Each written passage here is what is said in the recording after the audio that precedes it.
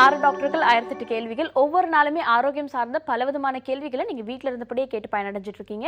அந்த வகையில இன்னைக்கும் நிறைய கேள்விகள் நீங்க கேட்கலாம். நீங்க கால் பண்ண வேண்டிய நம்பர் 0444596444. இன்னைக்கு மருத்துவம் சார்ந்த பலவிதமான கேள்விகளுக்கு பதிலளிக்கிறதுக்காக SRM 6 சிறப்பு துறையை சார்ந்த ஸ்பெஷலிஸ்ட் வந்திருக்காங்க. அவங்க யார் யாருன்னு உங்களுக்கு நான் இன்ட்ரோடியூஸ் பண்ணிடுறேன். Mrs Radhika, special educator. Doctor Abirami, மகப்பேறு மற்றும் பெண்கள் நல செவிலியர். Doctor Bharathi, physiotherapist. வணக்கம். Mister Dinesh, clinical psychologist. Mister Ganapathi Shankar, occupational therapist. வணக்கம். Doctor Balakrishnan, ENT specialist and audiologist. இவங்க 6 பேர் கிட்டவே மருத்துவம் சார்ந்த பலவிதமான கேள்விகளை நீங்க கேட்டு பயனடையலாம். தொடர்ந்து பேசலாம். முதல்ல மிஸ்ஸஸ் ராதிகா அவர்கள் கிட்ட ஒரு கேள்வி. பொதுவாக ஸ்பெஷல் சைல்டை பத்தி பல விஷயங்கள் எங்களுக்காக சொல்லிட்டு இருக்கீங்க. கொஞ்சம் எஜுகேட்டடான பேரண்ட்ஸ் கொண்டு அந்த ஸ்பெஷல் சைல்டை எப்படிலாம் பார்த்துக்கலான்ற ஒரு அவேர்னஸ் இருக்கு. ஆனா அந்த அளவுக்கு படிப்பறிவு இல்லாத பல பேர் இருக்காங்க. அவங்களுக்கும் ஸ்பெஷல் சைல்டு இருக்காங்க. ஸோ அவங்கெல்லாம் அந்த குழந்தையை எப்படி பராமரிச்சுக்கலாம், அவங்களுக்கு ஃப்ரீயா கவர்மெண்ட் என்னென்ன விஷயங்கள்லாம் தருதுன்றது பிரீஃபா சொல்லுங்க மேம். கண்டிப்பாக இது தெரிஞ்சவங்களுக்கு நிறைய சென்டர்ஸ் தெரியுது. குழந்தைங்களை அழைச்சின்னு போய் அவங்களுக்கு பயிற்சிகள் எல்லாம் கொடுத்து இம்ப்ரூவ்மெண்ட் பண்ண தெரியாத நிறைய கிராமங்களெல்லாம் இருக்குது. இது எப்படி எங்கே யாரை போய் நம்ம நேரடியாக தொடர்பு கொள்கிறதுன்றது தெரியாமல் இருக்குது. அதுக்கு நீங்கள் SSA ஒவ்வொரு ஸ்கூல்லையும் பார்த்தீங்கன்னா சர்வ சிக்ஷா அபியான் திட்டம் அப்படின்ற முறையில் அவங்க உங்களுக்கு IED கேசஸ், அதாவது நம்ம ஸ்பெஷல் சைல்டுக்கு ஸ்பெஷல் கேர் கொடுத்து ஸ்பெஷல் டீச்சரு, ஸோ எல்லா தெரப்பியும் அங்கேயே ஸ்கூலில் அலாட் பண்ணியிருக்காங்க. நீங்கள் அதை போய் நீங்கள் ஸ்கூலில் கவர்மெண்ட் ஸ்கூலில் கேட்கலாம். ரெண்டாவது ஒவ்வொரு ஸ்பெஷல் சிறப்பு குழந்தைங்களுக்கான அடையாள அட்டை முதல்ல வாங்கணும். அது ஒரு சில கவர்மெண்ட்ஸ் ஹாஸ்பிட்டல்ஸில் உங்களுக்கு அந்த அடையாள அட்டை வழங்கப்படுவாங்க. அதாவது அவங்க எவ்வளோ மாற்றுத்திறனாளிகள் சதவிகிதம் எவ்வளோ இருக்குது அப்படின்றத தெரிஞ்சு அந்த அடையாள அட்டை வாங்கின பிறகு தான் என்ன பண்ணுவாங்கன்னா உதவித்தொகை கிடைக்கும் குழந்தைங்களுக்கு. அது இல்லாமல் பஸ் பாஸ், இலவச பேருந்து, அதாவது அடையாள அட்டை தருவாங்க. ஸோ அது கூட ஒரு பேரண்ட்டும் யூஸ் பண்ணிக்கலாம், அவங்களும் கூடயே போகலாம். ரெண்டாவது உதவித்தொகை கிடைக்கும். அதுக்கப்புறம் பார்த்திங்கன்னா நிறைய எய்ட்ஸ் கருவிகள், உபகரணங்கள் எல்லாமே அளிக்கப்படுறாங்க. காது கேள் கருவி மற்றும் ADL, அதாவது டெய்லி ஆக்டிவிட்டீஸ் திங்ஸ். ஸோ இது மாதிரி எல்லாருடைய கருவிகளும் உபகரணங்களும் கவர்மெண்ட் சலுகைகளை அழைக்கப்படுறாங்க. இது எல்லோரும் வாங்கி பயன்பெறலாம். இது மட்டும் இல்லாது கட்டணம் இல்லா பயிற்சிகள் கவர்மெண்ட் கொடுக்குறாங்க. ஒரு சில NGOs மற்றும் கவர்மெண்ட் ஹாஸ்பிட்டல்ஸ்லேயே இது வச்சுருக்காங்க. இதெல்லாம் நீங்கள் ஒவ்வொரு கவர்மெண்ட் ஹாஸ்பிட்டல்லையும் போனீங்கன்னா கேட்டு தெரிஞ்சுக்கிட்டு இந்த இலவச பயிற்சிகளையும் இலவச பயன்களையும் அடையலாம். அதாவது இந்த மாற்றுத்திறனாளிகள் இன்னும் கொஞ்சம் சிறப்பு குழந்தைகள் எல்லாம் இம்ப்ரூவ்மெண்ட் ஆகிறதுக்கு நல்ல ஒரு வாய்ப்பு இது. இதை பயன்படுத்திக்கணும். ஓகே, மாற்றுத்திறனாளிகள் இல்லைனா குழந்தைகள் இருக்காங்கன்னா அவங்களுக்கு தேவையான விஷயங்களை கவர்மெண்ட் ஸ்கூலில் போய் அப்ரோச் பண்ணாலே ப்ராப்பரான கைடன்ஸ் உங்களுக்கு கிடைக்கும், அதுக்கான எக்யூப்மெண்ட்ஸ் உங்களுக்கு கிடைக்கும். அது மட்டும் இல்லாமல் அந்த குழந்தைகளுக்கு தேவையான சலுகைகள் கூட நீங்கள் கேட்டு வாங்கிக்கலாம்னு சொல்லியிருக்காங்க. ஆன் திஸ் நோட் தொடர்ந்து பேசலாம். டாக்டர் அபிராமி கிட்ட ஒரு கேள்வி. பொதுவாக குழந்தை பிறந்த ஒரு 4-5 நாட்களுக்கு என்ன பண்ணணும்ன்ற அவேர்னஸ் தாய்மார்களுக்கு இல்லைன்னு சொல்லலாம். சிசேரியனாக இருக்கட்டும் இல்லைனா ஒரு நார்மல் டெலிவரி ஆகட்டும், பல பேர் தண்ணி கூட குடிக்கக்கூடாது டெலிவரி ஆட உடனேன்னு சொல்கிறாங்க. ஒரு சிலர் இல்லை சாப்பிடலாம் அப்படின்னு சொல்கிறாங்க. ஸோ நிறைய மித்துங்க இருக்குது. ஸோ அதை பற்றி கொஞ்சம் டீட்டெயிலாக சொல்ல முடியுமா? போஸ்ட் நேட்டல் பீரியடில் டெலிவரி ஆன உடனே அந்த தண்ணி குடிக்கக்கூடாதுன்ற கான்செப்டே தப்பு. ஏன்னா முதல்ல தண்ணி குடிக்கணும், நிறைய தண்ணி குடிக்கணும். ஏன்னா டெலிவரி ஆன உடனே அவங்க ஃபஸ்ட்டு ½ அன் ஹவர்க்குள்ளே யூரின் கண்டிப்பாக பாஸ் பண்ணணும். ஏன்னா டெலிவரி ஆகும்போது அதிகமாக பாதிக்கப்படுறது பிளாடர், அந்த நெக் கன்ஸ்ட்ரிக்ஷன் வரும். அதனால் யூரின் பாஸ் பண்ணால் தான் லேபர் ரூமை விட்டே ஷிஃப்ட் பண்ணுவாங்க மதரை. அதனால் நிறைய தண்ணி குடிக்கணும், நல்லா சாப்பிடணும். அதுக்கப்புறம் ஃபஸ்ட்டு ½ அன் ஹவர்க்குள்ளே பிரஸ்ட் ஃபீடிங்கை இனிஷியேட் பண்ணணும். கண்டிப்பாக தாய்மார் கண்டிப்பாக குழந்தைக்கு ஃபஸ்ட்டு ½ அன் ஹவர்க்குள்ளே கொடுக்க ஆரம்பிச்சிடணும். நல்லா சாப்பிட்டா தான் எவ்ரி ½ அன் ஹவர் குழந்தைக்கு ஃபீட் பண்ண முடியும். அது ரொம்ப முக்கியம். ப்ளஸ் அதுக்கப்புறம் கொஞ்சம் அவங்க ரீகைன் ஆனவுடனே அவங்க போஸ்ட் நேட்டல் எக்ஸசைஸை பண்ணாங்கன்னா அவங்களுடைய பழைய நிலைமைக்கு அவங்க திரும்பலாம். Okay, fine. எக்ஸசைஸ் பண்ணலாம்னா எப்படி மேம்? ஒரு 1 hour 2 hours எப்படி? அது என்ன ஃபார்மேட்? அது ஆக்சுவலாக அவங்க நெக்ஸ்ட் டேலேருந்து பண்ண ஆரம்பிக்கலாம். மெயினாக அந்த டம்மி டக்கிங் எக்ஸசைஸ் எல்லாம் அவங்க பண்ணலாம். ஏன்னா அந்த எல்லாமே ஸ்லாகாக இருக்கும். அதனால் பழைய நிலைமைக்கு திரும்பணும் அப்படின்னா ஒரு செகண்ட் டேலேருந்து அவங்க கொஞ்சம் கொஞ்சமாக அந்த leg exercise, minimal exercise start பண்ணிவிட்டு ஒரு 1 week கழித்து அதுக்கப்புறமேட்டு மற்ற எக்ஸசைஸை அவங்க ஆரம்பிக்கலாம். Okay fine. பொதுவாக வந்துட்டு குழந்தை பிறந்த உடனே நிறைய ரெஸ்ட்ரிக்ஷன்ஸ் இருக்கும் தாய்மார்களுக்கு, இது பண்ணக்கூடாது அது பண்ணக்கூடாது, அதெல்லாம் இல்லை. நிறைய தண்ணீர் குடிக்கலாம், நல்லா சாப்பிடலாம்னு சொல்லியிருக்காங்க. அது மட்டும் கிடையாது, குழந்தைகள் பிறந்த உடனே எக்ஸசைஸ் பண்ண ஆரம்பிக்கலாம். அந்த செகண்ட் டேலேருந்து நீங்கள் எக்ஸசைஸ் பண்ண ஆரம்பிக்கலாம். அது ஒரு ஆரோக்கியமான விஷயமா இருக்கும்னு சொல்லியிருக்காங்க. தொடர்ந்து பேசலாம். டாக்டர் பாரதி அவர்கள் கிட்ட ஒரு கேள்வி. கழுத்து வலின்றது இப்போ இருக்க காலகட்டத்தில் ரொம்பவே கடுமையாக இருக்குது, எல்லாருக்குமே இருக்குது. குழந்தைகளிலிருந்து பெரியவங்க வரைக்கும் ஜென்ரலாக கழுத்து வலி இருக்கும். ஸோ அதை வந்து விடுபட்டு வரதுக்கு என்னென்ன சின்ன சின்ன எக்ஸசைஸ் பண்ணலாம்? ஓகே, ஐசோமெட்ரிக் எக்ஸசைஸ்ன்னு இருக்குது. எக்ஸசைஸ் வந்து அவங்களோட நெக் பொசிஷனுக்கு தகுந்த மாதிரி நெக் எப்படி வைக்கணும், நெக் எப்படி பாஸ்டரல் எப்படி சேஞ்ச் பண்ணணும், இந்த எக்ஸசைஸ்லாம் டெய்லி ரெகுலரைஸ்டு பண்ணணும். ஐசோமெட்ரிக் எக்ஸசைஸ் இருக்குது. நெக் ஃப்ளெக்ஷன், நெக் எக்ஸ்டென்ஷன், அந்த மாதிரி எக்ஸசைஸ் இருக்குது. சைட் ஃப்ளெக்ஷன் எக்ஸசைஸ் ஆல்சோ இருக்குது. அந்த நெக் பொசிஷனிங் வந்து நம்ம வந்து எவ்ரி பாஸ்டரல் சேஞ்சஸ் வந்து நம்ம கொடுக்கணும். எல்லாருக்குமே இது வந்து கண்டிப்பாக கொடுக்கணும். சில பேர் வந்து சிஸ்டமைஸ்டு ஒர்க் இருக்குது இல்லைங்களா, கம்ப்யூட்டரைஸ் ஜாப் இருக்கவங்களுக்கு கண்டிப்பாக neck positioning exercise compulsory daily பண்ணுறது ரொம்ப நல்ல விஷயம். டெய்லி அவங்க பண்ணணும் இந்த எக்ஸசைஸ் வந்து. Flexion, extension exercise, isometric exercise இதெல்லாம் பண்ணாங்கன்னா கழுத்தில் இருக்க அந்த தோள்பட்டை அந்த இதெல்லாம் கொஞ்சம் ரிலாக்ஸேஷன் கிடைக்கும் அவங்களுக்கு இந்த எக்ஸசைஸ் பண்ண. இதை பற்றின டேர்ம் சொன்னீங்க. ஒரு ஜென்ரலாக வந்து ரொட்டேஷன் கொடுக்கலாம், அப்படி ஒரு ஜென்ரலான டேர்மில் சொன்னீங்கன்னா பார்த்துட்டு இருந்த நேர்களுக்கு கொஞ்சம் யூஸ்ஃபுல்லாக இருக்கும். அதாவது கழுத்தை முன்னாடி பண்ணுறது, பின்னாடி இது பண்ணுறது, வளைக்கிறது, சைடில் பண்ணுறது, அந்த மாதிரி எல்லா எக்ஸசைஸும் ரொட்டேஷன் பண்ணுறது. அதே மாதிரி ஐசோமெட்ரிக் எக்ஸசைஸ்ன்றது கையை வச்சு நம்ம வந்து நம்ம இண்டிவிஜுவலாக நம்மளே பண்ணிக்கிறது, நம்மளோட இதை எக்ஸசைஸ் நம்மளே பண்ணுறது. இந்த எக்ஸசைஸ் பயிற்சிகள் இது டெய்லி நம்ம பண்ணோம். இது வந்து சிஸ்டமில் உட்காந்துருக்கவங்களுக்கு, கம்ப்யூட்டர் ஜாபில் இருக்கவங்களுக்கு, ரிட்டர்ன் ஒர்க் எல்லாமே டீச்சர் எல்லாருக்குமே இந்த எக்ஸசைஸ் கம்பல்சரி பண்ணலாம். ஓகே, கழுத்து ஒரு ரொட்டேஷன் கொடுக்கறது, லெஃப்ட் ரைட்னு டர்ன் பண்ணுறது, அது மட்டும் இல்லாமல் நம்ம கைகளால் கழுத்து கொஞ்சம் வளைச்சு கொடுக்குறது, இது மாதிரி சின்ன சின்ன எக்ஸசைசஸ் ஃபாலோ பண்ண வேண்டியது அவசியமான விஷயமா இருக்குன்னு சொல்லியிருக்காங்க. தொடர்ந்து பேசலாம். மிஸ்டர் தினேஷ் அவர்கள் கிட்ட ஒரு கேள்வி. நம்ம நிகழ்ச்சிக்கு கால் பண்ற முக்காவாசி பேர் தூக்கமின்மை தான் ஒரு கேள்வியா கொண்டு வருவாங்க. தூக்கம் இல்லைன்னு வாங்க, அப்புறம் டிப்ரெஷன் இருக்குன்னு வாங்க. ஸோ தூக்கமின்மை இதை தாண்டி அவங்க எப்படி ரெகுலரான ஸ்லீப் பேட்டர்ன் அவங்க ஃபாலோ பண்ணணும், ஸ்லீப்பிங் ஹைஜீன் பத்தி பேசலாம். ஸோ ஸ்லீப் ஹைஜீன் பற்றி நிறைய வாட்டி பேசியிருக்கோம். இருந்தாலும் இந்த வாட்டி I will just try to say, தூக்கம் வரலை அப்படின்றதுக்கு முக்கியமான காரணம் என்னவாக இருக்கும் அப்படின்னு பார்த்தீங்கன்னா, அந்த பெட்டுக்கு போகணும் அப்படின்ற டைமிங் வந்து கரெக்டாக ஃபாலோ பண்ண மாட்டாங்க. ஸ்லீப் ஹைஜீன்ன்ற கான்செப்டே இப்போ கொஞ்சம் கொஞ்சமாக குறைஞ்சிக்கிட்டு வருது. ஸ்லீப் டிசிப்ளின் அப்படின்ற ஒரு கான்செப்ட் வந்துடுச்சு. ஏன்னா மத்தியான நேரத்தில் தூங்குறது இப்போ பார்க்குறோம், அப்புறம் காலையில் ட்ராவல் பண்ணும்போது ட்ராவல்லையே 2 hours தூங்குறோம் அப்படின்றது பார்க்குறோம். யூஸ்வலாக ஸ்லீப் ப்ராப்ளம் வந்து ஷிஃப்ட் ஒர்க்கர்ஸுக்கு இருக்கும். அதாவது அந்த ஷிஃப்ட் டைமிங் மாறி மாறி வரும்போது அவங்களுக்கு ஜென்ரலாக இந்த கம்ப்ளைண்ட் இருந்துகிட்டே இருக்கும். நான் இப்போ காமன் பீப்புளை பற்றி மட்டும் சொல்கிறேன். இந்த டிப்ரெஸ்டு பீப்புளுக்கு ஸ்லீப் பேட்டர்னை பற்றி பேச விரும்பலை. நான் நார்மல் இப்போ இருக்கவங்களும் ஸ்லீப் கஷ்டப்படுறவங்க 1 or 2 days யூஸ்வலாகவே அந்த ஸ்லீப் ஹைஜீனை ஃபாலோ பண்ணாங்கனாலே அவங்களுக்கு அந்த நார்மாலிட்டிக்கு வந்துடும். ஹெவி ஃபுட்டு சாப்பிட்டுட்டு போகக்கூடாது. பெட்டுக்கு போகிறதுக்கு முன்னாடி கஃபைன், அதாவது காஃபியோ டீயோ ஹெவியாக சாப்பிட்றது, அதோட காஃபி டீ ஸ்டிமுலண்ட் அந்த மாதிரி இது பண்ணக்கூடாது. ஸ்மோக்கிங் ஹேபிட் இருக்கவங்க அது ஸ்மோக் பண்ணிட்டு போய் படுத்தாங்கன்னா சுத்தமாக தூக்கம் வராது. அது ஒரு கம்ப்ளைண்ட். தென் ஹெவியாக சாப்பிட்றது, அதுக்கப்புறம் என்ன சொல்கிறது, ஏற்கனவே அவங்களுக்கு அந்த ஹிஸ்ட்ரி இருந்ததுன்னா அவங்க கொஞ்சம் லிட்டில் அவேராக இருக்கிறது நல்லது. அதே மாதிரி பெட்டோ பாயோ எங்கே படுக்கிறாங்களோ அந்த ரொட்டீன் பொசிஷனை மெயின்டைன் பண்ண ட்ரை பண்ணணும். ரைட், இன்றைக்கி ஒரு இடத்துல படுப்பேன், நாளைக்கு இன்னொரு இடத்துல படுப்பேன் அப்படின்னா அதுவும் ஒரு இது. அதே மாதிரி ஒரு 10 மணிக்கு பெட்டுக்கு போகணும் அப்படின்ற ஒரு டைமிங் இருந்ததுன்னா ப்ளீஸ் 10 மணிக்கு பெட்டுக்கு போயிருங்க. அதுக்கு மேலே அங்கே போயிட்டு லைக் இது பண்ணணும். சில பேர் தூக்கம் வரலைன்னு பதட்டப்பட்டு ஐயோ எனக்கு தூக்கம் வரலையே, காலையில் என்னால் ஃப்ரெஷ்ஷாக போக முடியாத வேலைக்கு, என்னால் இதை பண்ண முடியாது, என்னால் அதை பண்ண முடியாதுன்னு சொல்லிட்டு கவலைப்படப்பட தூக்கம் சுத்தமாக போயிடும். அதுக்கப்புறம் எந்திரிக்க முடியாது. அதனால் நான் என்ன சொல்லுவேன்னா, நீங்கள் அதை பற்றி கவலைப்படாதீங்க அப்படின்றத ரொம்ப கீனாக சொல்லிவிடுவேன். படுங்க, தூக்கம் தானாக வரும். You can count from 1 to 100 அப்படின்னுவோம். ஸ்லோவாக கவுண்ட் பண்ணுங்கள், பொறுமையாக கவுண்ட் பண்ணாலே வந்துடும் அப்படின்றத சொல்லுவோம். அதுக்கும் தாண்டி தூக்கம் வரலன்னா எந்திரிச்சு புக்கு பார்க்குறதோ இல்லை புக்கு படிக்கிறதோ, இந்த வேலையை செஞ்சுட்டு வந்து உட்காந்துக்கலான்னு சொல்லிட்டு ஒரு டிவி போட்டு பார்க்குறதோ அது டெஃபினட்டாக பண்ணவே கூடாது. ஒன்ஸ் அதை பண்ணிங்கன்னா திருப்பி அந்த பிரெயின் வேவ்ஸ் வந்து மாறி போயிடும். என்னன்னா திருப்பி அந்த அந்த பிரெயின் வந்து ஃபங்க்ஷன் ஆக ஆரம்பிச்சிடும். ஃபுல் பொட்டன்ஷியலில் என்ன வேலை செய்யணுன்ற இதுக்கு மாறிடும். அதுக்கப்புறம் ஃபுல்லாக டல்லாகவே போயிட்டுருக்கும். அதனால் நீங்கள் அதை பண்ணக்கூடாது. அதே மாதிரி காலையில் இந்த ரொட்டீன் பேட்டர்ன் டைமிங்கில் எழுந்தணும். இன்றைக்கி சண்டே வாச்சு, இன்னும் கொஞ்சம் நேரம் ஒரு 1/2 hour எக்ஸ்ட்ரா தூங்குறேன், ஒரு 15 minutes எக்ஸ்ட்ரா தூங்குறேன் அப்படின்றது இருக்கக்கூடாது. நாப்ஸ் அப்படின்றது எடுத்துக்கலாங்க. நாப் அப்படின்னா குட்டி தூக்கம், அதை பூனை தூக்கம்னு சொல்லுவாங்க. கண்ணை மூடி உட்காந்து ஒரு 5 நிமிஷமோ 10 நிமிஷமோ ரிலாக்ஸ் பண்ணலாம். பெட்டு போட்டு பாய் போட்டு படுத்து தூங்கக்கூடாது. அது மத்தியானமாக இருந்தாலும் சரி, காலையிலே இருந்தாலும் சரி. ரிலாக்ஸ் பண்ணிக்கிறதுனால நியூரான்ஸ், பிரெயினில் இருக்கிற நியூரான்ஸ் நரிஷ் ஆகுது அப்படின்றது சொல்கிறாங்க, இல்லைன்னு சொல்லலை. ஸோ இது ஸ்லீப் ஹைஜீன்ற கான்செப்டே இப்போ மாறிட்டு வருது. ஸ்லீப் டிசிப்ளின் தான் சொல்கிறாங்க. எனக்கு வேலை இருக்குது, நான் 12 மணிக்கு இன்றைக்கி ஒரு நாள் நாள் 10 மணிக்கு படுக்கிற ஆள் 12 மணிக்கு படுக்கிறனால பரவாயில்ல.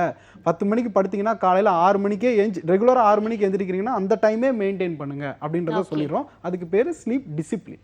ஓகே, ஸ்லீப் டிசிப்ளினை பற்றி ஒரு டீட்டெயிலான எக்ஸ்பிளனேஷன் தினேஷ் கொடுத்துருக்காரு. தொடர்ந்து பேசலாம். நிகழ்ச்சியோட ஃபர்ஸ்ட் காலர் இணைப்பில் இருக்காங்க. வணக்கம்.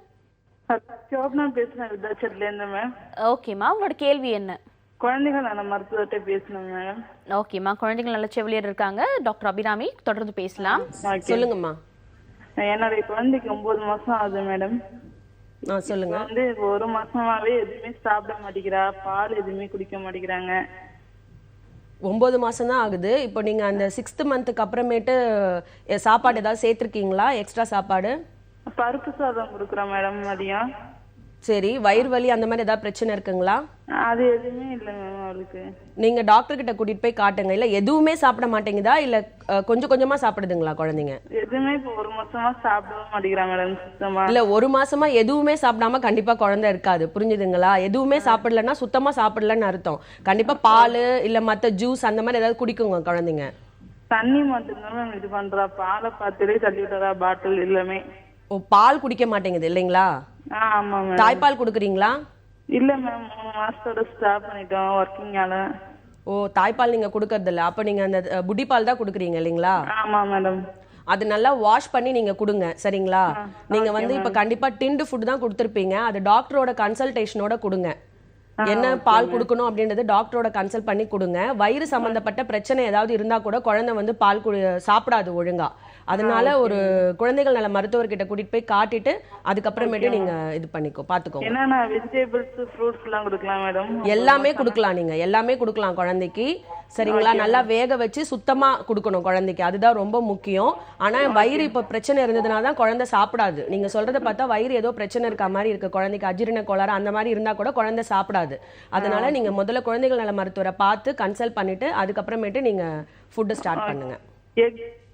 ஓகே ஓகேம்மா, நன்றி கால் பண்ணதுக்கு. தொடர்ந்து அடுத்த காலர் கிட்ட பேசுறதுக்கு முன்னாடி சின்ன பிரேக் எடுத்துக்கலாம். இது 6 டாக்டர்கள் 1008 கேள்விகள்.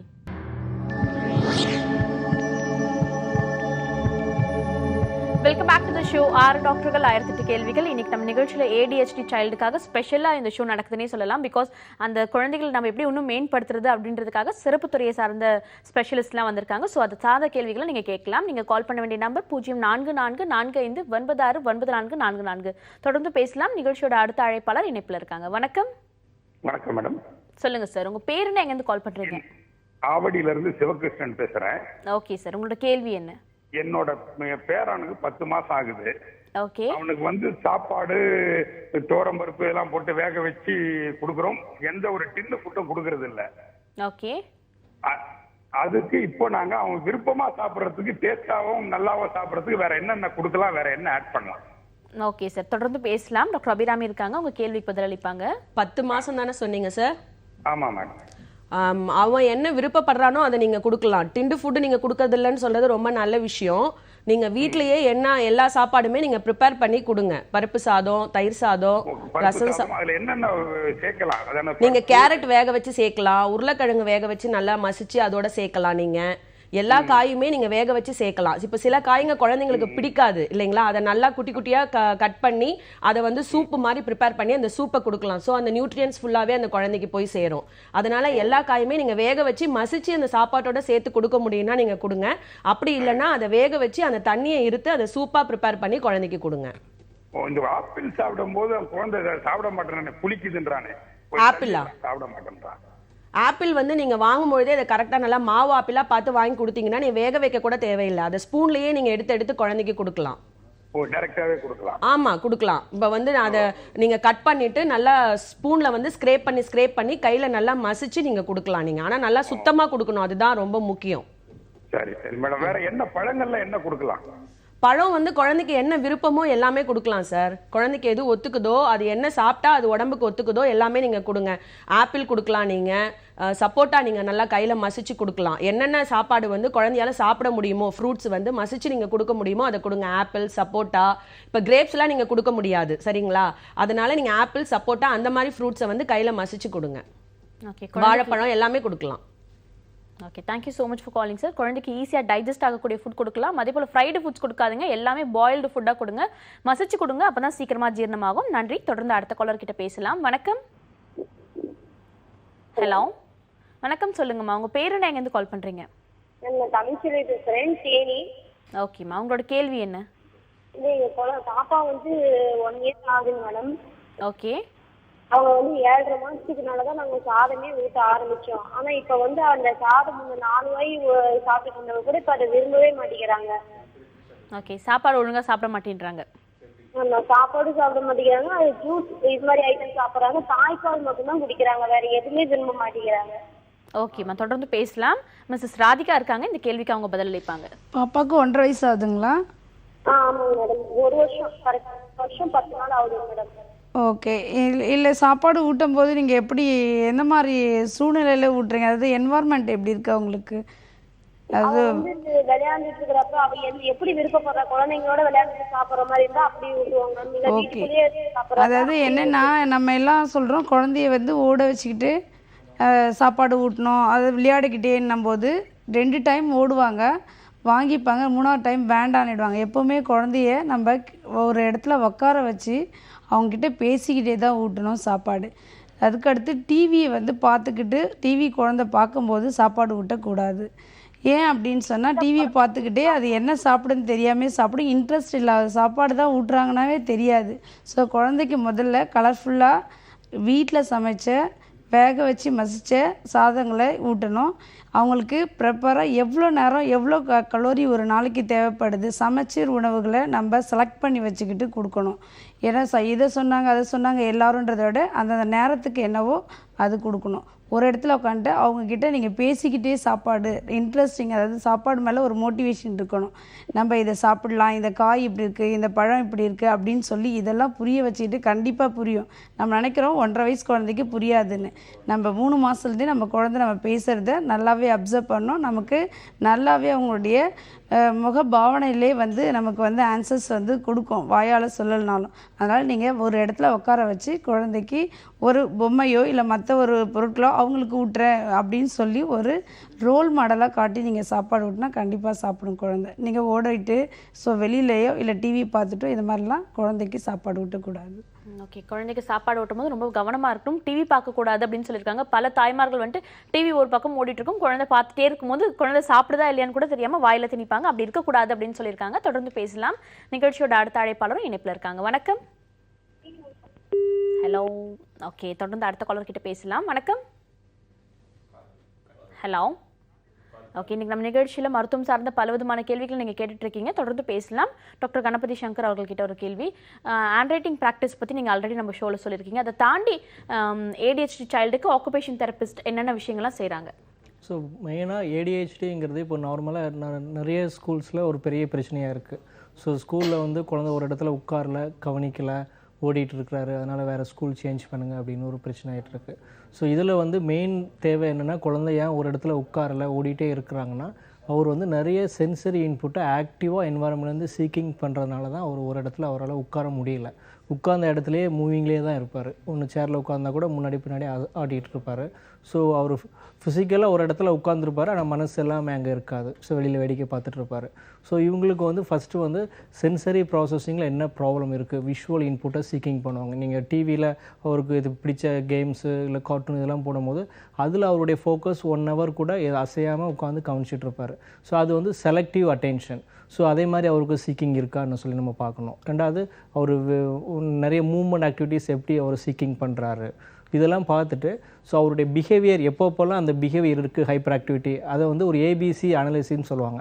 Antecedent behaviour consequence. ஒரு பிஹேவியர் பண்ணுறாருன்னா அதுக்கு முன்னாடி என்வாரன்மெண்ட் ஒரு ஸ்டிமுலஸ் இருந்திருக்கும். அந்த ஸ்டிமுலஸ் என்னன்னு பார்க்கணும், அதனுடைய கான்சிக்வன்சஸ் என்ன.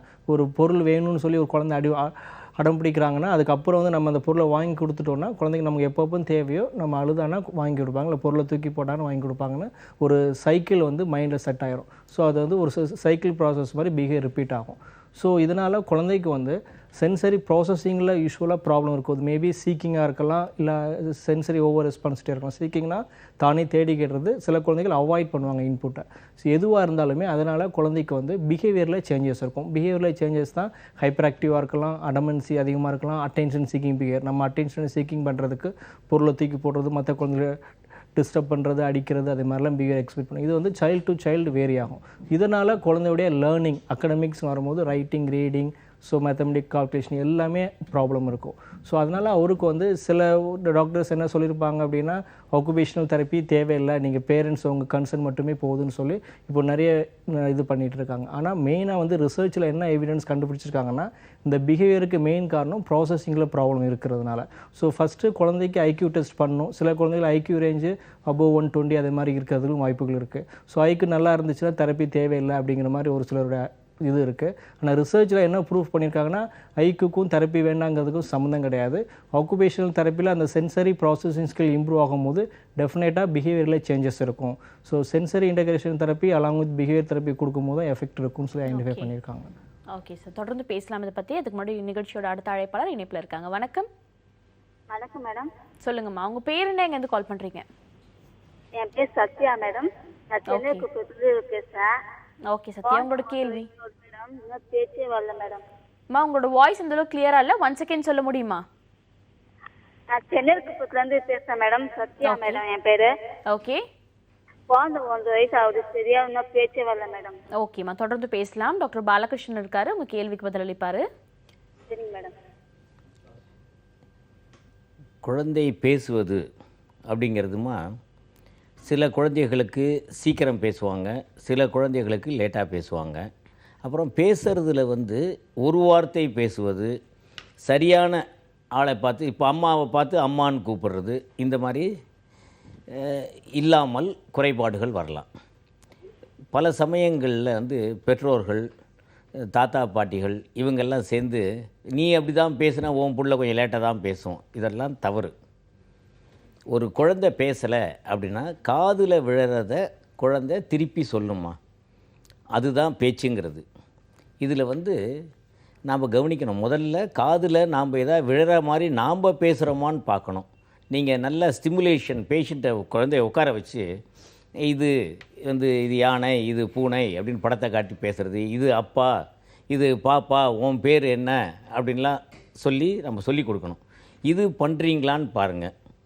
அதற்கு பிறகு காது தூரத்துலேருந்து பேசுனா, இல்லாட்டி அடுத்த ரூம்லேருந்து நம்ம கூப்பிட்டோம் அப்படின்னா வருதாங்கிறத கவனிக்கணும். 3வது விஷயம், இதை புரிஞ்சிக்கிறதுக்கு குழந்தைக்கு சரியான அறிவுத்திறன் இருக்கிறதா, கவனிப்பு இருக்கிறதா. இந்த 3 விஷயத்தை பார்த்துட்டீங்க அப்படின்னா உங்களுக்கே தெரிஞ்சிடும். இதை தவிர சரியாக பேச மாட்டேங்குது அப்படிங்கிறதுக்கு மழலைன்னு சொல்லலாம். இதெல்லாம் கற்றுக்கும் பொழுது கொஞ்சம் தடங்கள் இருக்கும். இது வந்து மழலைன்னு சொல்கிறது. இதுக்கு அடுத்த ஸ்டேஜ் என்ன, நாம் கவனிக்க வேண்டிய ஸ்டேஜ் என்ன அப்படின்னா, திக்குவாய்,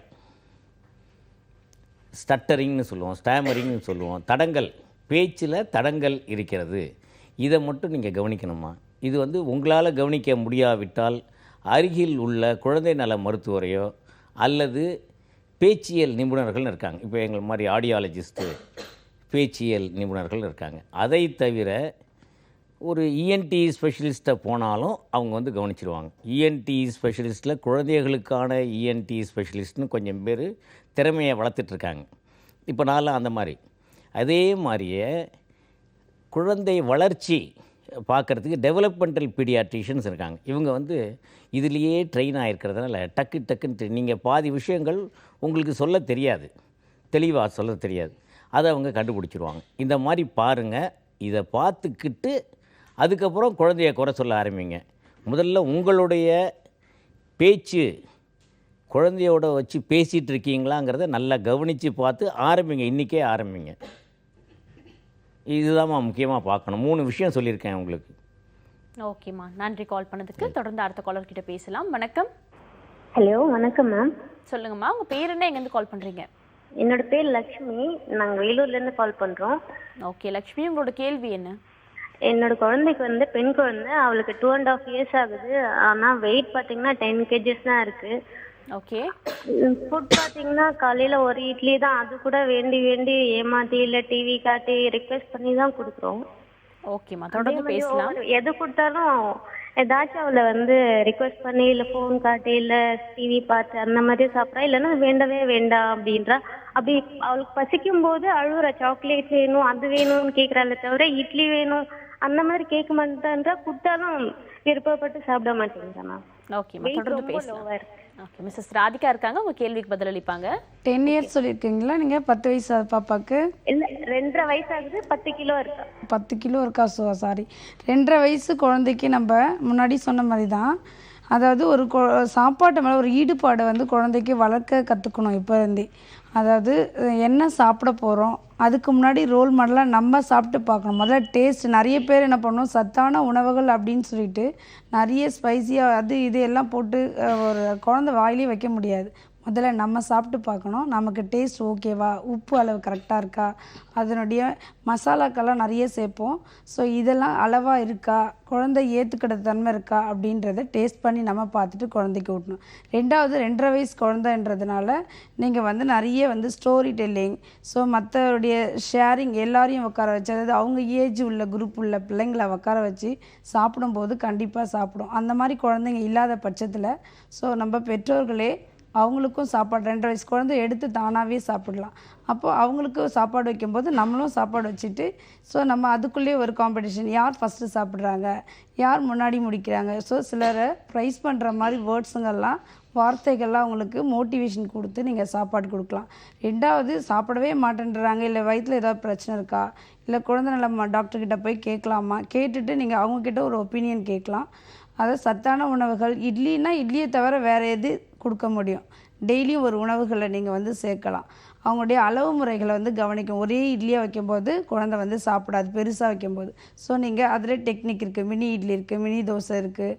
அந்த மாதிரி ஒவ்வொரு உணவுகளில் எது ஆட் பண்ணி, இப்போ காயே சாப்பிட்லாம், நம்ம இட்லியிலே கேரட்லாம் துருவி போட்டு ஒரு கலர்ஃபுல்லான ஒரு இட்லி கொடுக்கலாம். இந்த மாதிரி டெக்னிக்கில் தெரிஞ்சுக்கிட்டு அந்த குழந்தைங்களுக்கு சாப்பாடு கொடுக்கலாம். இதையும் மீறிய சாப்பிடல, இல்லை தண்ணி நிறைய குடிக்கலனா கூட சாப்பிட மாட்டாங்க. ஸோ அவங்களுக்கு உள்ள எரிச்சல் இருக்கிறது சொல்லவே தெரியாது. ஸோ நிறைய வாட்டர் கொடுக்கணும். அதுக்கப்புறம் நீங்கள் பீடியாட்ரிஷன் அப்படியும் சாப்பிட்லாம். நீங்கள் ஒரு குழந்தை நல மருத்துவரை அணுகி நீங்கள் குழந்தைக்கு என்ன பிரச்சனை கண்டுபிடிக்கலாம். ஓகேம்மா, thank you so much for calling. தொடர்ந்து அடுத்த காலர் கிட்ட பேசுறதுக்கு முன்னாடி சின்ன பிரேக் எடுத்துக்கலாம். இது 6 டாக்டர்கள் 1008 கேள்விகள்.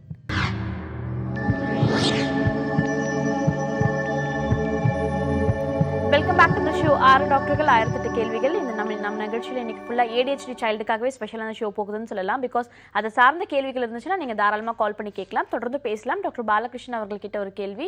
டாக்டர், பொதுவாக குழந்தைகள் பேச மாட்டேன்றாங்கன்னு சொல்கிறாங்க, ஆனால் ஒரு சில பெற்றோர்கள் குழந்தைங்க பேசுகிறாங்க ஆனால் கொஞ்சம் திணறி திக்கி பேசுகிறாங்க அப்படின்னு சொல்லுவாங்க. ஸோ அதை பற்றி இன்னைக்கு பேசலாம். இது எல்லா குழந்தைகளுக்கும் இந்த திக்குவாய் இருக்கிறது. இது ஃபண்டமெண்டலாக நம்மளாம் தெரிஞ்சுக்கணும். இதை பற்றி கவலைப்பட வேண்டிய தேவையே கிடையாது. ஒரு 1.5 வயசுலேருந்து 2.5-3 வயசு வரைக்கும் குழந்தை திக்கி தான் பேசும். முதல்ல அது அந்த மொழி லாங்குவேஜை கற்றுக்கிறதுல இது மாதிரி கொஞ்சம் தடங்கள் இருக்கும். இந்த குழந்தைகளில் 95% நல்லாயிடும். 3.5 வயசுலேருந்து ஆரம்பித்து 6 வயசுக்குள்ளார கம்ப்ளீட்டாக சரியாயிடும் 95% குழந்தைகளுக்கு. அதுக்காக நாம் பேசாமல் இருக்கலாமா? 5 வயசு ஆகட்டும், 1ஆம் கிளாஸ் சேரட்டும், கிடையாது. இதை கவனிச்சிட்டே இருக்கணும். நாம் குழந்தை தடங்கி பேசிச்சுன்னா தாய்மார்கள், மாமாக்கள், தாத்தாக்கள், பக்கத்து வீட்டுக்காரங்க, அக்கா இவங்கெல்லாம் என்ன பண்ணணும்னா குழந்தைய பேச விடணும். என்ன இந்த மாதிரி சொல்கிறியே அப்படின்னு மிரட்டக்கூடாது. கொஞ்சம் பொறுமையை கடைப்பிடித்து அது சொல்கிறத கேட்டுக்கிட்டு இது ஒரு 3 வயசுக்கு அப்புறமே நம்ம கொஞ்சம் சுதாரிச்சுக்கணும். இன்னும் பேசுதா, இன்னும் இந்த மாதிரி உங்களுக்கு தடங்கள் ஆரம்பிக்கும் போது தடங்களோ அல்லது ஒரு சொல்லின் நடுவில் தடங்கள், இழுத்து பேசுறது. என் பேர் பாலகிருஷ்ணன், பாலகிருஷ்ணன் அப்படின்னு சொன்னோம்னா அந்த இனிஷியல் வார்த்தை பப்பான்னு சொல்கிறது இருக்குது, பாலா ஆன்னு சொல்கிறது இருக்குது, அதுக்கப்புறம் சொன்னதையே பாலா அப்படி சொல்கிறதையே. இது 3ம் டிஸ்ஃப்ளூவன்சி, 3ம் திக்குவாய் தான். இந்த 3ஐயும் நம்ம கவனித்து பார்க்கணும். குழந்தைகிட்ட கொஞ்சம் பொறுமையாக இருந்து நாம் தெளிவாக பேச வேண்டும். அது செல்ஃப் கான்ஷியஸாக ஆகிற மாதிரி பண்ணிடக்கூடாது. இது வந்து 3.5 வயசு வரைக்கும். அதை திருத்துறதுக்கே முயற்சி பண்ண வேணாம், தானாகவே அது திருந்திக்கும். 95% குழந்தைகள். எந்த 5%க்கு நாம் வந்து பேச்சியல் நிபுணர்கிட்ட போகணும்? 3.5 வயசுலேருந்து ஆரம்பிங்க கவனிக்கிறதுக்கு. உங்களுக்கு சின்ன சந்தேகம் இருந்தாலும் நீங்கள் போயிட்டு ஒரு பேச்சியல் நிபுணரை பார்த்துட்டு அவங்க எவாலுவேட் பண்ணி வச்சுப்பாங்க. உடனே ட்ரீட்மெண்ட் ஆரம்பிக்கணும்னு இல்லை, அதுக்கப்புறமும் 1 வருஷம் இருக்குது, 6 மாதம் இருக்குது. ஆனால் ஒரு விஷயம் நிச்சயம், எவ்வளவு லேட்டாக நம்ம ட்ரீட்மெண்ட் ஆரம்பிக்கிறோமோ அந்த அளவுக்கு அடல்ட்ஹுட் 12 வயசு 16 வயசு 30 வயசு 60 வயசுக்காரனுக்கு கூட இருக்குங்க திக்குவாய். இது வந்து அந்த டைமில் நம்ம பண்ணாததுனால் வருவது. இது வந்து 3 வயசுலேயே கொஞ்சம் நீங்கள் கவனித்து சுதாரித்து பார்த்துக்கிட்டு நீங்கள் வந்து க்ளீனாக இதுக்கு எவாலுவேஷன் ஆரம்பிங்க. அப்புறம் அதை பொறுத்து ட்ரீட்மெண்ட் ஆரம்பிச்சுக்கலாம். ஓகே, பொதுவாக குழந்தைகளுக்கு ஒரு 3.5 வயசு வரைக்கும் மழலை இருக்கும், அது திக்குவாயின்னு பல பேர் நினச்சிட்டு இருப்பாங்க. ஆனால் 3.5 வயசு கடந்துட்டு பிறகும் குழந்தைகள் அப்படி பேசுகிறாங்கன்னா உடனே டாக்டர் போய் அணுக வேண்டியது முறையான விஷயமா இருக்கும்னு சொல்லியிருக்காரு. தொடர்ந்து பேசலாம். நிகழ்ச்சியோட அடுத்த அழைப்பாளர் இணைப்பில் இருக்காங்க. வணக்கம். வணக்கம் மேடம். சொல்லுங்க சார், உங்க பேர் என்ன, எங்கேருந்து கால் பண்றீங்க? நான் இளமுருகன் சொல்லிட்டு ஸ்ரீரங்கத்துல இருந்து பேசுறேங்க. ஓகே சார், உங்களோட கேள்வி என்ன? எனக்கு என் பையனுக்கு 3 வயசு ஆகுது. ஓகே. 7 மாசத்துல பிறந்துட்டாரு அவரு. ஓகே. என்னன்னு கேட்டீங்கன்னாக்கா இப்ப இந்த பேச்சு வரவே இல்லைங்க சுத்தமா. இன்னும் பேசவே ஆரம்பிக்கல? பேசவே ஆரம்பிக்கல. அந்த சவுண்ட் மட்டும் ஓவர் சவுண்ட் மட்டும் விடுவாரு. அப்பா அம்மா அதுல வந்து அந்த திக்குவாய் மாதிரி தான் ஆரம்பிப்பாரு. அதுவும் இன்னும் ஃப்ரீக்வெண்டா வரல, அவரா நினைச்சுக்கிட்டாருன்னா பேசுவாரு. ஓகே சார், ஓகே, தொடர்ந்து பேசலாம். டாக்டர் பாலகிருஷ்ணன் இருக்காரு. காது கேட்கலன்னு சொல்லிட்டு அதேதான் பிரச்சனை இருக்குன்னு சொல்லிட்டு அந்த பெரா டெஸ்ட் எடுத்துட்டோம். ஓகே. அப்புறம் அந்த ஸ்பீச் தெரப்பிக்கு போயிட்டு அந்த ஸ்பீச் தெரப்பில ஒரு 6 மாசம் போயிட்டு வந்தாங்க. ஓகே. ஆனாலும் இன்னும் சரியா வரல. அது அதான் சரியா ஆயிருமா, இது மேற்கொண்டு என்ன பண்ணணும்? இப்போ வந்து 3 வயசு 2 மாசம் ஆகுது. அதான் டாக்டர் கேட்கலாம். ஓகே சார், தொடர்ந்து பேசலாம். டாக்டர் பாலகிருஷ்ணன் இருக்காரு. பெராவில் என்ன சொன்னாங்க? பெராவில் நார்மல்னு சொல்லிட்டாங்க sir.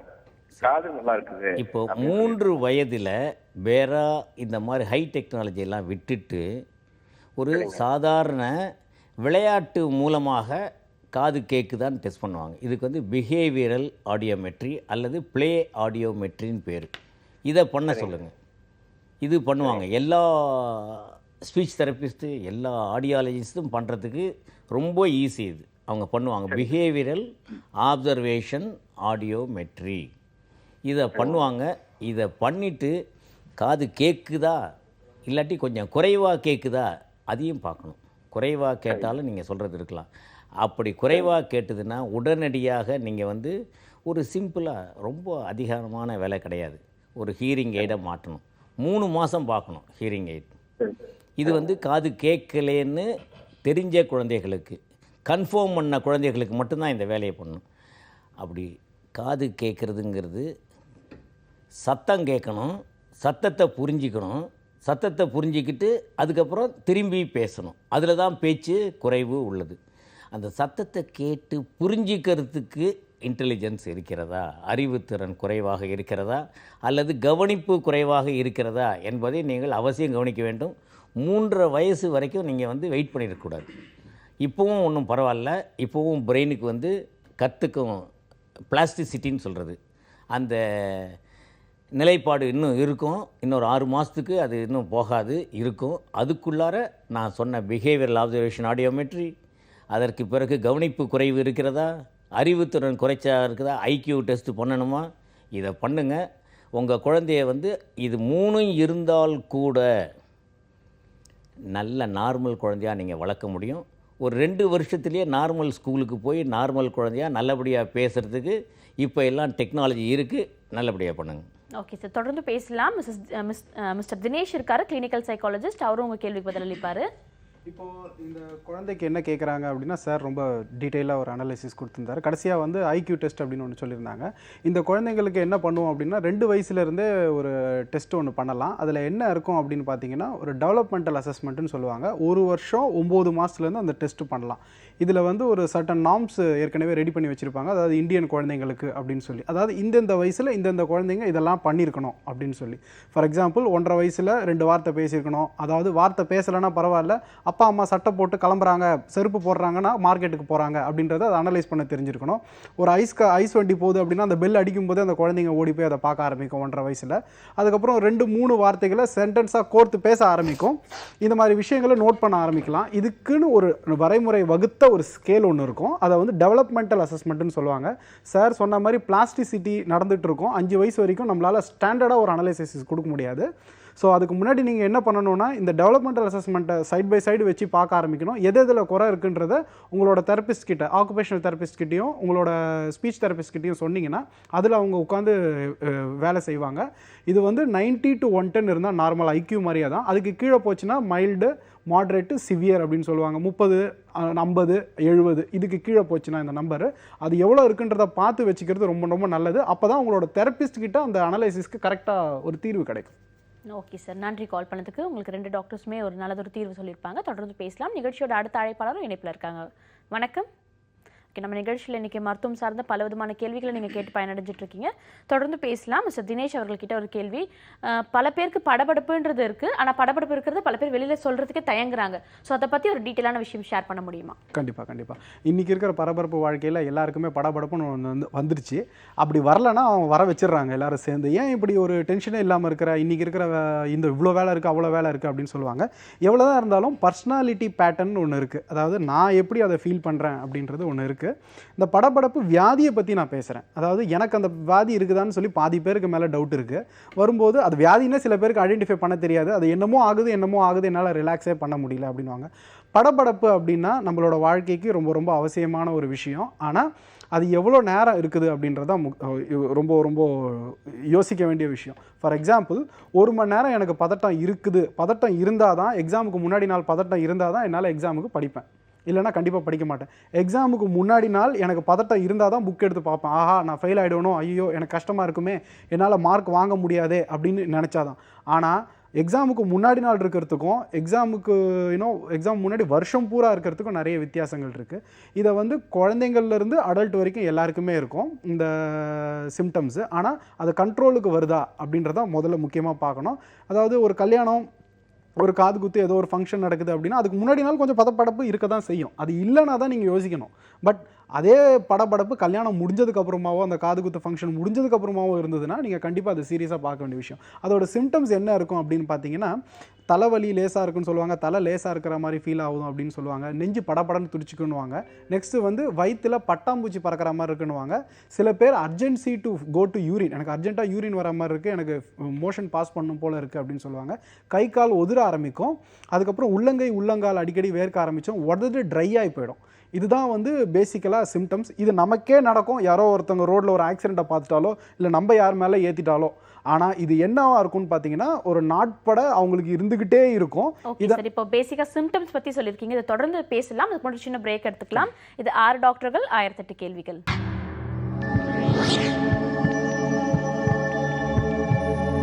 Welcome back to the show. 6 டாக்டர்கள் 1008 கேள்விகள். இன்னைக்கு நம்ம நிகழ்ச்சியில் பல மருத்துவம் சார்ந்த கேள்விகளை நீங்கள் கேட்டுட்டு இருக்கீங்க. தொடர்ந்து பேசலாம். நிகழ்ச்சியோட அடுத்த அழைப்பாளரும் இணைப்பில் இருக்காங்க. வணக்கம். வணக்கம் மேடம். சொல்லுங்க, உங்க பேர் என்ன, எங்கேருந்து கால் பண்றீங்க? என் பேரு சித்ராங்க மேடம். ஓகே, எங்கேருந்து கால் பண்றீங்கம்மா? பாட்டியிலிருந்து பண்றேங்க. ஓகே, கொஞ்சம் சத்தமா பேச முடியுமா? உங்களோட கேள்வி என்ன? மேடம், கோபம் வரும்போது இந்த டென்ஷன் ஆகும்போது எல்லாம் தலை இருக்கிற மாதிரி ஆகுங்க. தலையை பிடிச்சிடும். ஓகேம்மா, தொடர்ந்து பேசலாம். மிஸ்டர் தினேஷ் இருக்காரு, உங்க கேள்விக்கு பதிலளிப்பாரு. என்ன சிம்டம்ஸ் சொன்னீங்க? தலை என்ன ஆகுதுங்கம்மா? இல்ல, டென்ஷன் ஆயிட்டாலே தலைக்கு அப்படியே இருக்கிற மாதிரி ஆயிடுங்க. அப்புறம் கை காலெல்லாம் சோர்வாடுற மாதிரி ஆயிடுங்க. ஓகேம்மா, உங்களோட வாய்ஸ் அந்த அளவுக்கு கிளியரா இல்ல. 1 செகண்ட் சொல்ல முடியுமா? உங்களுக்கு தலை வலி வருதுங்களாம்மா? வலி வர்றது இல்லைங்க. ஆனா அந்த வலி வர்றது இல்லைங்க. அது ஒரு மாதிரி அது தலைக்கு போய் பிடிச்சிக்குங்க. அப்படியே நம்மளால டென்ஷன் தலைக்கு டென்ஷன் மாதிரி ஆயிடும். ஓகே, வயசு என்ன ஆகுது? என்ன வேலை செய்றீங்க? நான் வீட்டில தான் இருக்கேங்க. வயசு 40. ஓகே, இதுக்கு முன்னாடி இதே மாதிரி தான் வந்துகிட்டே இருக்குமா எப்பவுமே? இப்போ கொஞ்ச நாளா ரீசெண்டா பாக்குறீங்களா? இல்ல, ஒரு கொஞ்ச நாளாவே இப்போ வந்துட்டு இருக்குங்க. 1 வருஷம் 2 வருஷம் தான் வந்துட்டு இருக்கு. 1 வருஷம் 2 வருஷமா வருதுங்களா? ரைட். ஏதாவது ஒரு சிச்சுவேஷன் ஸ்பெசிஃபிக்காக இருக்கா, இல்லை டைம் மாற்றி வருதுங்களா? எப்படி அது கொஞ்சம் விவரமாக சொன்னீங்கன்னா நல்லாயிருக்கும். வந்தால் எவ்வளோ நேரம் இருக்குது அதையும் சொல்லுங்கள். அது வந்துங்க இப்போ ஒரு ஒரு பிரச்சனை, ஏதாவது பிரச்சனை வந்துட்டு அந்த பிரச்சனை டைம் தான் வருங்க, எப்பவும் வர்றதில்ல. ஓகே, ஏதாவது ஒரு பிரச்சனை ஃபேஸ் பண்ணும்போது தான் அந்த ப்ராப்ளம் வருதுன்றீங்க. யாராவது ஒரு ஸ்பெசிஃபிக் சுச்சுவேஷன் கிட்ட வருதுங்களா, இல்லை ஒரு ஆள் கிட்ட அவரை பார்த்தா மட்டும் அந்த கோவம் வருதுங்களா? இப்போ ஏதாவது நம்ம இப்போ வீட்லயே ஒரு பிரச்சனை இருந்தா அந்த பிரச்சனை நாங்க சார்ந்த வைக்கும்போது தான் அந்த தலையை அப்படியே. சரிம்மா, நான் கோவத்தை பத்தி சொல்றேன், நல்லா முதல்ல தெரிஞ்சுக்கோங்க. கோவம்ன்றது எப்போ வரும் அப்படின்னு கேட்டிங்கன்னா, எனக்கு எதிர் ஆளுகிட்ட சில எதிர்பார்ப்பு இருந்தால் தான் கோவம் வரும். இப்போ அவங்க பண்ணுவாங்கன்னு எனக்கு தெரியும், ஆனால் அவங்க பண்ணலை அப்படின்னும் போது எனக்கு அந்த கோவம் வரும். உங்களுக்கு பேசுறதுக்கு உண்டான ஒரு வாய்ப்பு கொடுக்கலன்னா அந்த கோவம் வரும். நீங்கள் சொல்கிறது எல்லாமே ஒரு கோவத்தோட சிம்டம் மாதிரி தான் சொல்கிறீங்க. ஒரு சுச்சுவேஷனில் நடந்ததுக்கப்புறமா எனக்கு தலை பாரமாயிடுது, ஒரு மாதிரி டென்ஷனாக இருக்குது, ஒரு மாதிரி டிஸ்ட்ரெஸ்ஸாக இருக்குன்றீங்க. இது வந்து கோவத்தில் காமனாக வர ஒரு விஷயந்தான். ஆனால் அந்த கோவத்தினால வேற என்ன நடக்குது? எதையாவது தூக்கி அடிச்சிடுறது, அதனால் தூக்கி லைக் என்ன சொல்கிறது, என்னால் தூங்க முடியல, என்னால் சாப்பிட முடியல, அந்த மாதிரி ஏதாவது ஒரு பிரச்சனை ஃபேஸ் பண்ணுறீங்களா? ஒன்றும் இல்லை. இப்போ நாங்க வந்து இப்படி இருக்கணும் நாங்க சொல்லும்போது அவங்க இருக்கலன்னா அந்த கோவம் வந்து அப்படியே இல்ல. அதுதான் நான் சொன்னேனேம்மா, நீங்க ஒரு விஷயத்தை எதிர்பார்க்கும் போது மட்டும்தான் கோவம் வரும், சரிங்களா? எதிர்பார்க்கும் போது அது நடக்கல, அப்படி இல்லைன்னா அந்த மாதிரி ஆகுது. அப்போ நீங்க என்ன பண்ணணும்னா ஒரு கவுன்சிலிங் செஷனுக்கு வரணும். அதையும் தாண்டி தேவைப்பட்டதுன்னா அவங்களையும் ஒரு கவுன்சிலிங் செஷனுக்கு கூப்பிட்டுக்கலாம், அது வேற விஷயம். பட் நீங்க பண்ண வேண்டியது ஆங்கர் மேனேஜ்மெண்ட், சரிங்களா? இதை நினைச்சு பதட்டப்பட வேண்டாம், பயப்பட வேண்டாம். ஆங்கர் மேனேஜ்மெண்ட் நீங்க எதிர்பார்க்கறதுனால தான் அது நடக்குது. அது நியாயமா இருக்கா இல்லையான்னு சொல்லி நீங்க ஒரு நியாயம் வச்சிருப்பீங்க, அதே மாதிரி எதிராளியும் இன்னொரு நியாயம் வச்சிருப்பாங்க இல்லைங்களா? இதுக்கு தான் கவுன்சிலிங் செஷன் வாங்கன்னு சொல்லுவோம். ஆங்கர் மேனேஜ்மெண்ட் ப்ரோக்ராம் பண்ணால் போதும், வேற எதையும் போட்டு நீங்கள் குழப்பிக்க வேண்டாம். எதிர்பார்ப்பை குறைச்சிங்கலாம் நான் சொல்ல மாட்டேன், ஏன்னா உங்களோட எதிர்பார்ப்பு என்னன்றதே எனக்கு தெரியாது. இதுக்கு நீங்கள் வர வேண்டியது ஒரு கவுன்சிலிங் செஷனுக்கு. டெஃபினட்டாக இது வராமல் மேனேஜ் பண்ணுறது எப்படின்றத கற்று தருவாங்கம்மா. ஓகே, கவுன்சிலிங் கொடுக்க வேண்டியது மிக அவசியம்னு சொல்லியிருக்காங்கம்மா. நன்றி கால் பண்ணதுக்கு. தொடர்ந்து அடுத்த காலர் கிட்ட பேசலாம். வணக்கம். வணக்கம் மேடம், நான் வந்து மதுரையில இருந்து ராணி பேசுறேன். ஓகே ராணி, உங்களோட கேள்வி என்ன? குழந்தைக்கு வந்து 1 வயசாகுது. ஓகே. அவங்க பிள்ளைகிட்ட தான் பேசாம இருப்பான், அவங்க விட்டு தனியா வந்தோம்னா தனியா ஆட்டிட்டு இருப்பாங்க, அந்த தனியா படிட்டு. ஓகேம்மா, தொடர்ந்து பேசலாம். பேசவே மாட்டேங்கிறாங்க. பேசுவான், அம்மா அப்பா எல்லாம் சொல்லலாம், பேசுவான், தலையை ஆட்டுவான். சாமத்துல வந்து ஒரு 12 வரையும் முடிச்சுட்டு மண்டை ஆட்டிட்டு இருப்பான். ஓகேம்மா, தொடர்ந்து பேசலாம். ஓகே, மிஸ்டர் கணபதி சங்கர் இருக்காரு, உங்க கேள்விக்கு பதில் அளிப்பாரு. உங்க குழந்தை எவ்வளோ வயசுங்க? ஆக்சுவலாக 1 வயசுங்களா? ஓகே. குழந்தைய மைல் ஸ்டோன் எல்லாம் நார்மலா? குழந்தை தவழ்ந்தது, உட்கார்ந்தது, நடந்தது எல்லாமே கரெக்டா பண்றாங்க? லேட்டா தான் பண்ணுவாங்க, சவுண்ட்ஸ் சொல்லியிருக்காங்க. ஓகே. ஸோ இப்போ நீங்கள் வந்து கூப்பிட்டா திரும்பி பார்க்குறாரா குழந்தை? எல்லாம் நார்மலா செஞ்சு எல்லாமே. இல்லை நீங்கள் கூப்பிட்டா உடனே திரும்புறாரா? திரும்புவான். ஓகே. ஆனால் வந்து தலையை மட்டும் ஆட்டிட்டு இருக்கிறாரு. தனியா இருக்கும்போது தனியா ஆட்டுவான், யாரும் இருந்தாங்கன்னா ஆட்ட மாட்டாங்க. யாரும் இருந்தால் ஆட்ட மாட்டாரு. ஓகே. இப்போ மற்ற பசங்களோட எப்படி இன்ட்ராக்ஷன் பண்ணுறாரா, இல்லை டாய்ஸோட அதிக நேரம் ஸ்பெண்ட் பண்ணுறாரா? விளையாட்டு பொருட்கள் பிள்ளைங்கெல்லாம் யாரும் தனியா தான் இருப்பான், என்னோட தான் இருப்பான். மற்ற பிள்ளைங்களோட சேர்றது இல்லை, அவங்க விளையாட்டத்தை பார்க்குறது இல்லை, சேர்றது வாய்ப்பு இல்லை. ஓகே. ஸோ இப்போ மெயினாக என்னென்னு பார்க்கணும், இப்போ 1 வயசு, நம்ம 1 வயசில் குழந்தைக்கு ஆட்டிசம் அதே மாதிரிலாம் எதுவும் சொல்ல முடியாது. உங்கள் இதை பார்க்கும்போது குழந்தைக்கு நீங்கள் நிறைய ஆப்பர்ச்சுனிட்டிஸை க்ரியேட் பண்ணி கொடுக்கணும், மற்ற குழந்தைகளோட இன்ட்ராக்ட் பண்ணுறதுக்கு. நீங்கள் குழந்தைய தனியாக விடும்போது என்ன ஆகுனா, ஒரு தனி உலகத்துக்கு போயிடுவாங்க. தனி உலகத்தில் போகிறவங்க தான் தலையாட்டுறது, சில குழந்தைகள் தானே சிரிப்பாங்க. ஹியூமன் இன்ட்ராக்ஷனோட டாய்ஸ் இன்ட்ராக்ஷன் ரொம்ப அதிகமாகிடும். ஸோ அதே மாதிரி குழந்தைக்கு வந்து பார்த்திங்கன்னா டிவி அதிகமாக பார்க்குறது நீங்கள் அவாய்ட் பண்ணணும். நிறைய பேரண்ட்ஸ் பண்ணுறது என்னென்னா, டிவி ஆன் பண்ணிவிட்டு உங்களுடைய வீட்டு வேலையை பார்க்குறது. ஸோ டிவி பார்க்கும்போது எல்லாமே பார்த்தீங்கன்னா 1 way communication. So 1 way communication இருக்கும்போது ஆட்டோமேட்டிக்காக ஸ்பீச் டெவலப்மெண்ட் கண்டிப்பாக டிலே ஆகும். எப்போவுமே 2 வே கம்யூனிகேஷனை ஃபெசிலிட்டேட் பண்ணணும். ஸோ நீங்கள் வந்து டிவி குழந்தைக்கு போட்டிங்கன்னா அது குழந்தையோட உட்காந்து அதில் இன்ட்ராக்ட் பண்ணணும். அது என்ன இது என்னன்னு குழந்தை பேசலைனாலும் நீங்கள் அவங்களோட இன்ட்ராக்ட் பண்ணால் யூஸ்ஃபுல்லாக இருக்கும். ஸோ குழந்தை நீங்கள் தனியாக விடுறதுக்கு பதிலாக அவங்களோட இன்ட்ராக்ஷன் நீங்கள் அவங்களுக்கு ஸ்டிமுலேஷன் நிறைய கொடுக்க இன்னும் நிறைய டெவலப்மெண்ட் இருக்கும்.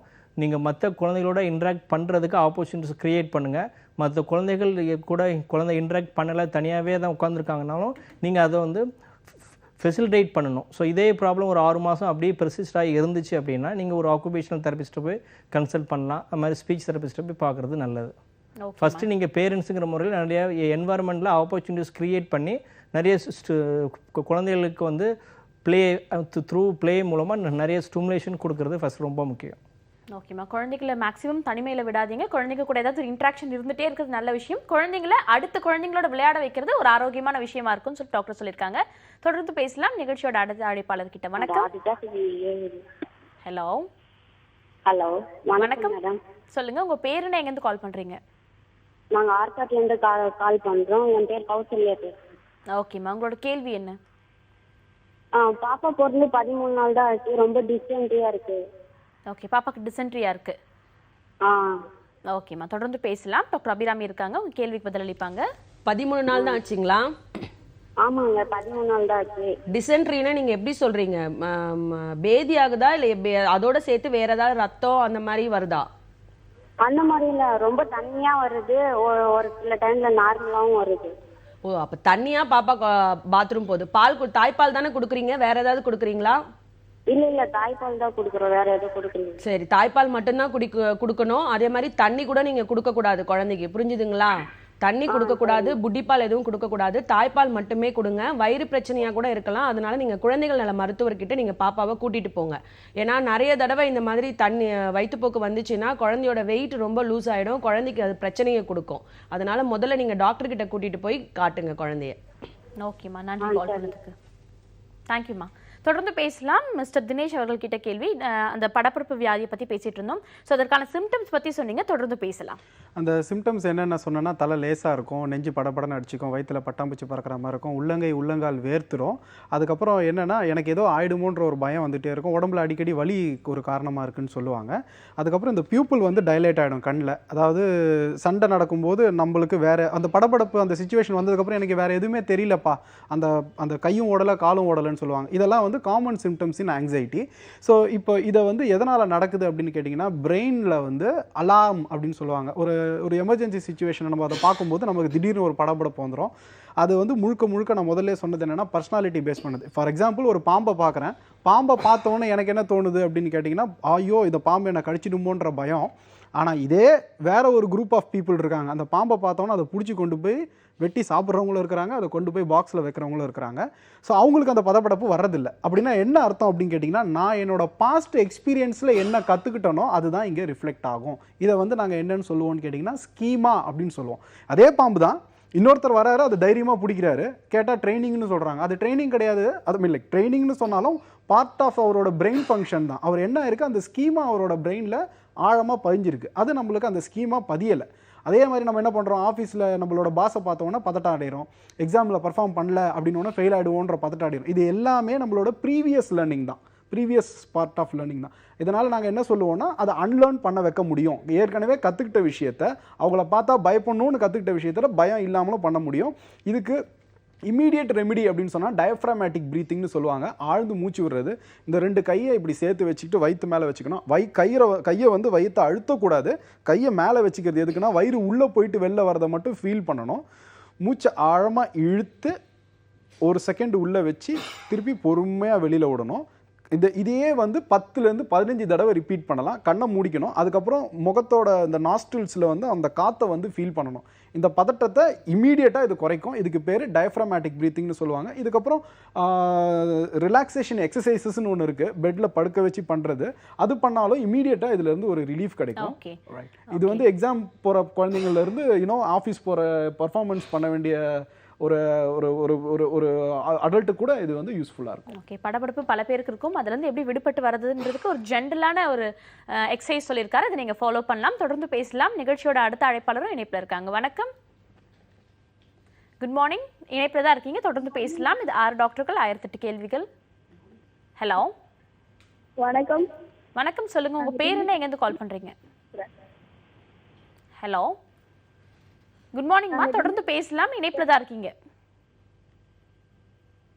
ஹலோ ஓகே, அடுத்த முறை கால் பண்ணுங்க. சத்யா பேசுறோம். ஓகேம்மா, உங்களோட கேள்வி என்ன? நீங்க டிவி பார்த்து பேசிட்டு இருக்கீங்கன்னு நினைக்கிறேன். டிவி பார்த்து பேசாதீங்க, போன்ல மட்டும் கான்சென்ட்ரேட் பண்ணி பேசுங்க. உங்களோட கேள்வி என்ன? ரொம்ப ஒல்லியா இருக்கான், 7 வயசு ஆயிடுச்சு. ஓகே. ஆனா 7 வயசு ஆனாலும் 16 கிலோ மட்டும்தான் இருக்கான். அது குண்டாக்குறதுக்கு என்ன, ஒரு 5 வயசு இருக்கிறப்ப அவனுக்கு எலும்புல சளி இருக்குன்னு சொல்லி மெடிசன்லாம் 6 months கொடுத்தோம் மேம். ஆனா இருந்தாலும் அது இன்னும் கிளியர் ஆகலையா என்னன்னு தெரியல. ஆனா 7 வயசு ஆயினும் 16 கிலோ அப்படியே தான் இருக்கான். ஓகே, தொடர்ந்து பேசலாம். டாக்டர் அபிராமி இருக்காங்க, அவங்க உங்க கேள்விக்கு பதில் அளிப்பாங்க. குழந்தைக்கு 6 மாசம் நீங்க ட்ரீட்மெண்ட் கொடுத்தேன்னு சொல்றீங்களே, பிரைமரி காம்ப்ளெக்ஸ் இருந்துச்சா? ஆமாங்க மேம், பிரைமரி காம்ப்ளெக்ஸ் தாண்டி 6 மாசம் கொடுத்தோம். திரும்ப எக்ஸ்ரே ஸ்கேன் எல்லாம் பண்ணி பார்த்தோம், அது கிளியர் ஆயிடுச்சுன்னு சொல்லிட்டாங்க. சரியாயிடுச்சுன்னு சொல்லிட்டாங்க இல்லைங்களா? ஆமா, ஆனா இருந்தாலும் இன்னும் ஒல்லியாவே தான். இல்ல, நீங்க இனிமே என்னன்னா இந்த புரோட்டீன் ரிச் டயட் நிறைய கொடுக்கணும் குழந்தைக்கு, சரிங்களா? இந்த முட்டை, மீட், அது அந்த மாதிரி விஷயங்கள், புரோட்டீன் ரிச் டயட் அது வந்து நிறைய கொடுக்கணும் நீங்கள் உங்கள் பையனுக்கு. அப்போ தான் கொஞ்சம் வெயிட் இன்க்ரீஸ் ஆகும். வெயிட் வந்து கம்மியாக இருக்குது, ஜாஸ்தியாக இருக்குது, குண்டா இருக்கிறது ஒல்லியாக இருக்கிறது பிரச்சனை இல்லை. குழந்தை ஆக்டிவாக இருக்கான்னு முதல்ல நீங்கள் பார்க்கணும். சோர்வடையக்கூடாது. ஒரு விளையாட்டு விளையாடணுன்னா ரொம்ப சோர்வடையக்கூடாது, விளையாட முடியாமையும் குழந்தை ஆகிடக்கூடாது. ஸோ அந்த குழந்தைக்கு தேவையான அந்த டயட்டை நீங்கள் தினமும் கரெக்டாக பிளான் பண்ணி நீங்கள் கொடுக்கணும். இந்த கார்போஹைட்ரேட், புரோட்டீன், எல்லா விட்டமின்ஸ், மினரல்ஸ் எல்லாமே சமமாக இருக்கிற மாதிரி சாப்பாடு நீங்கள் குழந்தைக்கு கொடுக்கணும். தினம் கீரை சேர்த்துக்கோங்க, ஃப்ரூட்ஸ் நிறைய கொடுங்க, ஜூஸஸ் நிறைய கொடுங்க. கோல்டான ஐட்டம்ஸ், கொஞ்சம் சளி பிடிக்காத மாதிரி குழந்தைய நீங்கள் பார்த்துக்கணும். அதுவும் ரொம்ப முக்கியம் குழந்தைக்கு. முக்கியமாக புரோட்டீன் ரிச் டயட்டு, முட்டை கொடுங்க குழந்தைக்கு நல்லா. ஓகேம்மா, நன்றி கால் பண்ணதுக்கு. டாக்டர்ஸ் இந்த 1 ஹவர்ல ஆரோக்கியம் சார்ந்த பல விதமான கேள்விகளுக்கு தெளிவான முறையில் பதில் அளிச்சிங்க. Thank you so much for joining us. இந்த 1 ஹவர்ல ஆரோக்கியம் சார்ந்த பல விதமான கேள்விகளை நீங்களும் கேட்டு தெரிஞ்சுட்டு இருப்பீங்க. இதே போல வேறொரு நல்ல நிகழ்ச்சியில் உங்களை வந்து சந்திக்கிறேன். Until then, this is Kritika telling bye from you all.